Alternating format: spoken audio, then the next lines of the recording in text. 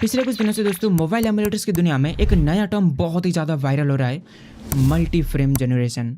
आप लोगों ने एनवीडिया के ग्राफिक्स कार्ड में DLSS के बारे में तो सुना ही होगा, जहां पर AI फ्रेम जनरेशन की मदद से गेम के FPS को काफी हद तक बढ़ाया जाता है, जिससे लो एंड पीसी में भी गेम सीधे 30 FPS से 150 FPS तक में भी पहुंच जाता है। और अभी दोस्तों मोबाइल एमुलेटर्स में भी सेम कॉन्सेप्ट आ रहा है और रिसेंटली दोस्तों गेम हब एमुलेटर में भी मल्टी फ्रेम जनरेशन आ चुका है और इसके साथ ही पूरा गेम हब एमुलेटर अपडेट होकर कंप्लीटली चेंज हो चुका है। तो चलो आज हम गेम हब एमुलेटर का मल्टी फ्रेम जनरेशन के साथ साथ इसका पूरा अपडेट को चेकआउट करते हैं, अगर इसमें क्या क्या और कैसे कैसे चेंजेस हुआ है और स्पेशली जो इसका मल्टी फ्रेम जनरेशन है वो कैसा है, कैसा चलता है, FPS में कितना इंप्रूवमेंट मिलता है और फोन के हीटिंग में कैसा इफेक्ट पड़ता है और क्या ये हमारे फोन को डैमेज तो नहीं करता। तो चलो सब कुछ जान लेते हैं। तो सबसे पहले इसका लेटेस्ट वर्जन डाउनलोड करने के लिए सिंपली कोई से भी ब्राउजर में जाना है और वहां पर जाके गेम हब सर्च करना है। टॉप में हमें गेम हब एमुलेटर का ऑफिशियल वेबसाइट मिल जाएगा, इसे ओपन करना है। यहाँ पर हमें डाउनलोड के दो ऑप्शन मिलते हैं, एक हमारा पुराना वाला गेम हब का लेटेस्ट वर्जन 5.3.5 और दूसरा हमारा बीटा वर्जन 6.0.2। हमें यहाँ पर 6.0.2 वाला वर्जन को डाउनलोड करना है। डाउनलोड करने के बाद बस इसे इंस्टॉल करना है और कुछ ऐसा ऐप मिलेगा, अब इसे ओपन करना है और हमें यहाँ पर एप्लीकेशन का इंटरफेस कुछ ऐसा मिलेगा। यहाँ पर क्लिक करके हमारा ऐप लैंडस्केप मोड में चला जाएगा। पहले दोस्तों ये सिर्फ लैंडस्केप मोड पे चलता था, बट अभी यहाँ पर पोर्ट्रेट मोड भी आ चुका है। यहाँ पर भाई पूरा एमुलेटर का इंटरफेस ही चेंज हो चुका है। अभी हम यहाँ पर एक्सप्लोर टैब में अगर यहाँ पर क्लिक करें तो ये हमारा प्ले वाला टैब है, जहाँ पर हमें पीसी गेम्स और रेट्रो गेम्स करके दो अलग अलग कैटेगरी मिल रहे हैं। काफी सारे गेम्स यहाँ पर दिखा तो रहा है, बट ये गेम दोस्तों डायरेक्टली यहाँ से प्ले नहीं होता। इसके लिए गेम हमारा स्टीम अकाउंट में होना पड़ेगा। उसके बाद क्या प्रोसेस होता है मेरे को भी नहीं पता। उसके बाद ये एक्सप्लोर टैब है, जहाँ पर फिर से कुछ गेम्स है और अगला दोस्तों ये लीडर बोर्ड है, जहाँ पर ये एमुलेटर के अंदर जो पॉपुलर गेम्स है वो यहाँ पर रैंकिंग वाइज दिखाया गया है। इसके अलावा ये है हमारा प्रोफाइल और ये हमारा लाइब्रेरी है, मतलब जो हमारी गेम्स है वो यहाँ पर देखेंगे। अभी गाइस मेरे को यहाँ पर लॉगिन करना पड़ेगा, तो चलो फटाफट से लॉगिन कर लेता हूँ। ऑलराइट गाइस लॉगिन हो चुका है। लॉगिन करना बहुत ही आसान है, बस ईमेल डालना है और OTP से वेरीफाई करना है। तो लॉगिन हो तो यहाँ पर हमारा लाइब्रेरी का इंटरफेस कुछ ऐसा मिल रहा है। यहाँ पर PC games, steam games, epic games, retro games फिर से अलग अलग कैटेगरी मिल जाता है। अगर आपका स्टीम या फिर एपिक गेम्स अकाउंट को आप यहाँ पर बाइंड करते हो तो आपके गेम्स शायद यहाँ पर देखेंगे। एपिक और स्टीम दोस्तों हम लोग बाद में चेक करेंगे, अभी तक मैंने चेक नहीं किया कि भाई यहाँ पर होता क्या है। अभी यहाँ पर हमारे गेम को एमुलेटर के अंदर इंपोर्ट कर लेते हैं। इसके लिए यहाँ पर पीसी गेम्स वाले ऑप्शन में आना है। उसके बाद यहाँ पर ऊपर हमें इंपोर्ट का बटन मिलेगा, यहाँ पर क्लिक करना है और ये परमिशन मांगेगा तो इसे अलाउ करना है। उसके बाद यहाँ पर फोन का फाइल मैनेजर ओपन होगा। अभी अपने यहाँ पर गेम को जिस फोल्डर में रखा है वहां पर जाना है, गेम का फोल्डर को ओपन करना है, देन वहां पर गेम का लॉन्चर में लगा, बस उसमें क्लिक करना है, देन यहाँ पर कंफर्म में क्लिक कर देना है। इतना करते यहाँ पर हमारा गेम इंपोर्ट हो चुका है। उसके बाद हमारा गेम यहाँ पर कुछ ऐसे दिखेगा और अगर हम यहाँ पर स्लाइड करते हो ये हमारा लाइब्रेरी का दूसरा व्यू ओपन होगा। ऊपर करते हो ऐसा, नीचे करते हो ऐसा। चलो भाई फटाफट से यहाँ पर गेम को खेल लेते हैं। अगर आपको एमुलेटर के बारे में भाई एक सेकंड, भाई यहाँ पर भी पूरा इंटरफेस चेंज हो चुका है और यहाँ पर GTA 5 के अलग अलग इमेजेस, वीडियोस, भाई साहब बढ़िया हो रहा है यार गेम। अब इसे प्ले करने से पहले दोस्तों हमें यहाँ पर सेटिंग करना पड़ेगा। इसके लिए शायद यहाँ पर क्लिक करना है और यहाँ पर शायद PC इंजन में क्लिक करना है और हाँ गाइस यहाँ पर हमारा गेम का सेटिंग आ चुका है। जनरल के अंदर गाइस रेजोल्यूशन का ऑप्शन आता था पहले, बट अभी नहीं आ रहा है। ग्राफिक्स में जाते गाइस हाँ यहाँ पर सबसे पहले गेम रेजोल्यूशन है, इसे हम यहाँ पर सबसे लोएस्ट सेट कर लेते हैं। उसके बाद गाइस यहाँ पर GPU ड्राइवर में टर्निप सिलेक्टेड है।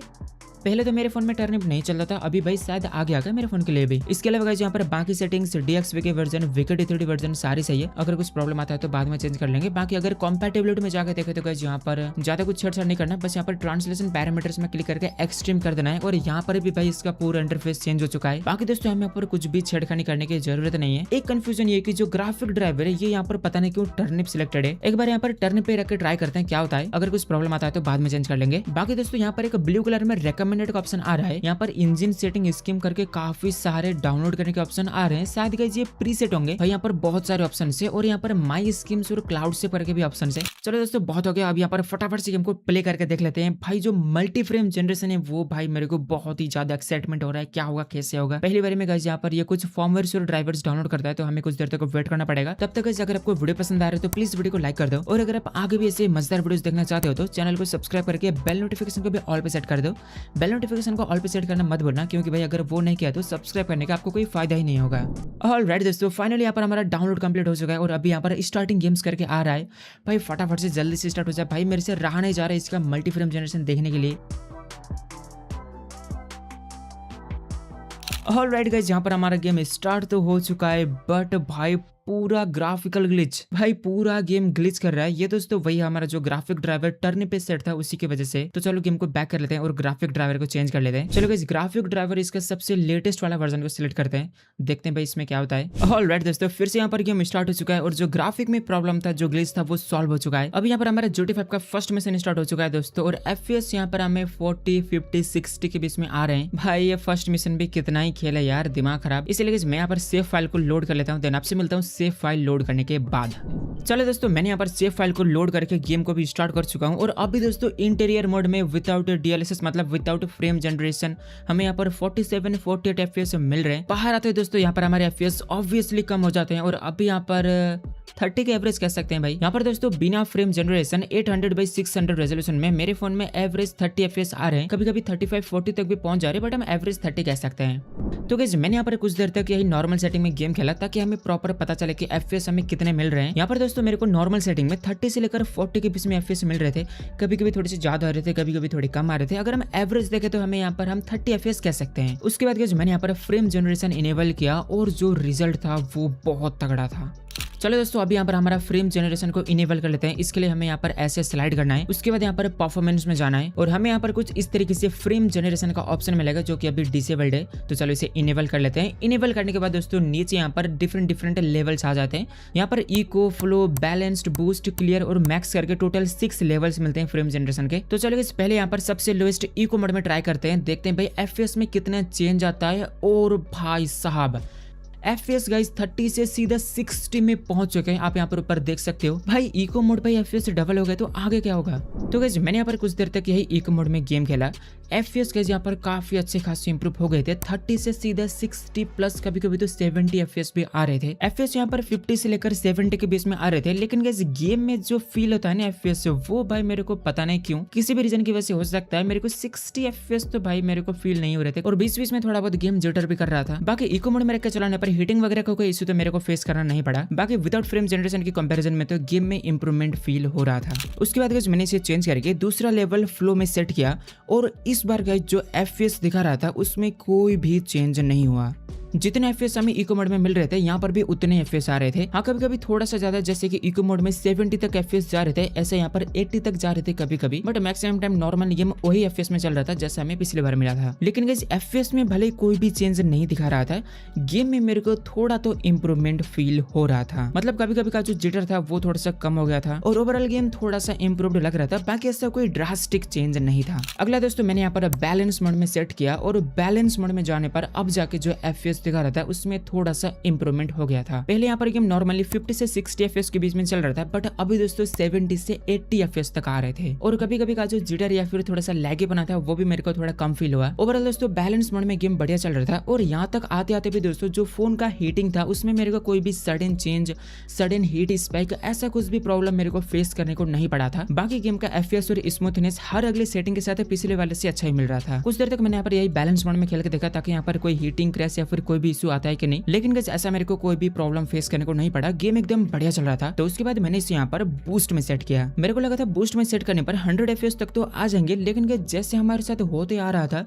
इस बार भी भाई FPS में ऐसा कोई भी इंप्रूवमेंट नहीं था जो दिखा रहा था। FPS मीटर में ऐसा कोई भी बड़ा इंप्रूवमेंट नहीं दिखा रहा था, लेकिन गाइस जो गेम का स्मूथनेस था, जो फील था, जो फ्लो था, वो मेरे को पिछले 3 सेटिंग्स के कंपैरिजन में इसमें सबसे बढ़िया मिल रहा था। मेरे को लगा था बूस्ट में सेट करने पर शायद मेरा फोन ज्यादा हीट करने लगेगा, जो CPU यूजेज आप यहाँ पर देख रहे हो वो शायद बढ़ने लगेगा, लेकिन गाइस ऐसा कुछ भी नहीं था। यहाँ तक आते आते मैंने काफी देर तक गेम खेल लिया था, जिसकी वजह से फोन नॉर्मल भी हीट होने लग गया था और हीट होते ही फोन का परफॉर्मेंस थोड़ा ड्रॉप हो जाता है, जिसकी वजह से जो FPS आ रहे थे वो थोड़े कम हो गए थे। लेकिन गाइस इतने देर के बाद भी जो ओवरऑल गेम का फील था वो काफी अच्छा था। और गाइस इसके बाद के और इसके आगे के सभी सेटिंग के कंपैरिजन में सबसे बढ़िया गेम मेरा यहाँ पर बूस्ट पे ही चल रहा था। अभी दोस्तों फ्रेम जनरेशन में FPS के साथ साथ एक और चीज आता है कि जो गेम का क्वालिटी है उसमें कितना चेंज हुआ था, उसमें कितना इम्पैक्ट पड़ा था। अब गाइस अगर एकदम बारीकी से देखे तो यहाँ पर क्वालिटी में ऑब्वियसली कोई ना कोई चेंज तो हुआ ही होगा, तभी जाकर यहाँ पर ये फ्रेम जनरेशन काम कर रहा है। लेकिन गाइस अगर नॉर्मली देखे तो GT5 के हिसाब से हमारा फोन का स्क्रीन काफी छोटा है और हम में से मैक्सिमम लोग इसे सबसे लोएस्ट रेजोल्यूशन में चलाते हैं, जैसे अभी मैं चला रहा हूँ। और ये गेम बड़े स्क्रीन के लिए बना है, तो हमारा फोन का छोटा स्क्रीन में सबसे लोएस्ट रेजोल्यूशन पे भी अच्छा दिखता है। इसलिए जब मेरे को तो यहाँ पर जो गेम का क्वालिटी है उसमें ऐसा कोई भी नोटिसेबल चेंज फील नहीं हुआ। और भाई हम लोग GT5 का लाइट वर्जन में खेलते हैं तो उसके सामने इसका जो क्वालिटी ड्रॉप है वो तो क्या ही है। तो कुछ देर तक ये बूस्ट में खेलने के बाद मैंने इसे अगला लेवल क्लियर पे सेट किया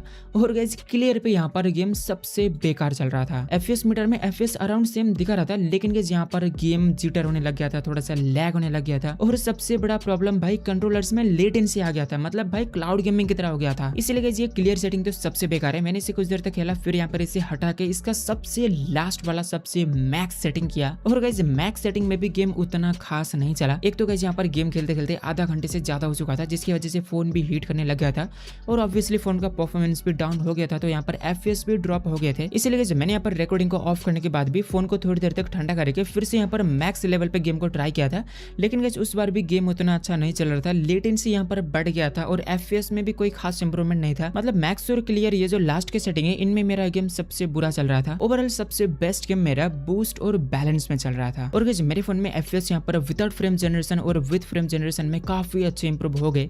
विदाउट फ्रेम जनरेशन 30 FPS आ रहे थे, तो भाई फ्रेम जनरेशन में 80 FPS तक भी आ गए थे। बट गाइस जो FPS है वो सेटिंग के साथ साथ उतना खास इंप्रूव नहीं हुए। बूस्ट लेवल तक ही हमारे जो मैक्सिमम FPS है वो आ गए थे, उसके आगे FPS इंप्रूव नहीं हुए, बल्कि गेम और भी बेकार हुआ। ये दोस्तों अलग अलग फोन के अकॉर्डिंग अलग अलग भी हो सकता है। यूट्यूब में मैंने कुछ वीडियोस देखा था जहाँ पर हाई एंड फोन में 100+ FPS भी आ रहे थे, बट मेरे फोन में वैसा नहीं हुआ। और गाइस एक सबसे इंपॉर्टेंट चीज शायद आप में से बहुत सारे लोग सोच रहे होंगे, मैं भी सोच रहा था, कि जो इसका फ्रेम जनरेशन के हाईएस्ट सेटिंग्स है उन पे सेट करने पर हमारा फोन ज्यादा हीट कर सकता है, लेकिन गाइस ऐसा कुछ भी नहीं होता। मेरे को लगा था जैसे जैसे सेटिंग्स बढ़ते जाएगा वैसे यहाँ पर CPU usage, RAM usage, temperature बढ़ते जाएगा, लेकिन गाइस सारे लेवल्स में जो हमारा CPU यूजेज है, जो रैम यूजेज है, जो टेम्परेचर है, टेम्परेचर तो भाई पता नहीं ये सही दिखाता है या फिर फेक दिखाता है, जो CPU और जो रैम यूजेज है वो भाई ऑलमोस्ट सेम ही था, कुछ भी चेंज नहीं हो रहा था। गेम हब एमुलेटर का सबसे अच्छी बात यह है कि यहाँ पर ये CPU का यूजेज को फुल पोटेंशियल में नहीं ले जाता, जिसकी वजह से फोन जल्द ही ओवरहीट भी नहीं होगा और हम यहाँ पर लंबे टाइम तक गेम खेल पाएंगे। इसकी वजह से हमें गेम में FPS हमारे फोन के पोटेंशियल से कम मिलते थे, लेकिन गाइस अभी इसका ये मल्टी फ्रेम जनरेशन की मदद से तो भाई उतना ही रिसोर्सेज कंजम्पशन में, जहाँ पर पहले 20-30 FPS में गेम चलता था, अभी हम वहाँ पर 60-70-80 FPS के मजा ले सकते हैं। सच में गाइस गेम आपका ये फीचर बहुत तगड़ा है, और गाइस अभी तो ये बीटा स्टेज में, बाद में भाई जब ये फुल्ली ऑप्टिमाइज्ड होगा, फुल्ली सेट होगा, तब तो भाई फुल मजा आने वाला है। बाकी दोस्तों यही था हमारा गेम आपका नया अपडेट, और इसका सबसे तगड़ा चीज है मल्टी फ्रेम जनरेशन। आज के वीडियो में इतना है दोस्तों। अगर वीडियो पसंद आए तो प्लीज वीडियो को लाइक कर देना, और आगे वैसे मजेदार वीडियोस देखने के लिए चैनल को भी सब्सक्राइब कर देना। Thank you so much for watching. Bye bye.